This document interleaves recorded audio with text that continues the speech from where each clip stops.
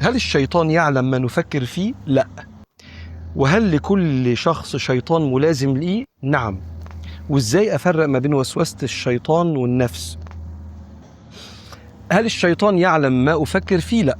ليس من قدرة الشيطان معرفة أفكارك، لأن السر الله اللي يعلمه، يعلم السر اللي بينك وبين نفسك وأخفى، حتى اللي انت ما تعرفوش عن نفسك.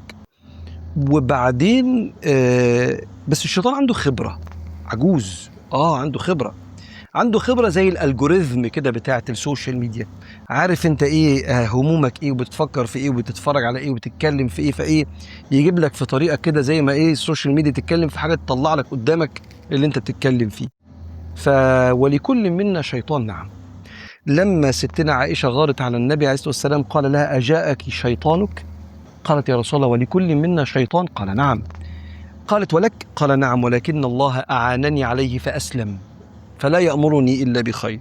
فده سؤال من أسئلة الفوازير. هل في جن كافر أسلم؟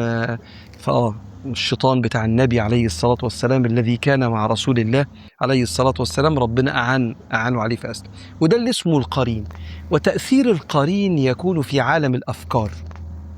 يعني إيه في عالم الأفكار؟ الذي يوسوس في صدور الناس، بيرمي أفكار سلبية، خوف، غضب، شهوة، شك، أفكار شهوانية، وهكذا. وده اللي هيجي يوم القيامة وقال قرينه ربنا ما أطغيته، اتبرى منه، ولكن كان في ضلال بعيد. قال لا تختصموا لدي وقد قدمت إليكم بالوعيد، ما يبدل القول لدي وما أنا بظلام للعبيد. لكن أنت معاك كمان قرين من الملائكة يعمل يكلمك عن ربنا وعن حب ربنا ويشجعك على العمل الصالح، والنبي قال كده عليه الصلاة والسلام. فأنت ماشي بالملك وماشي مع بالشيطان كمان.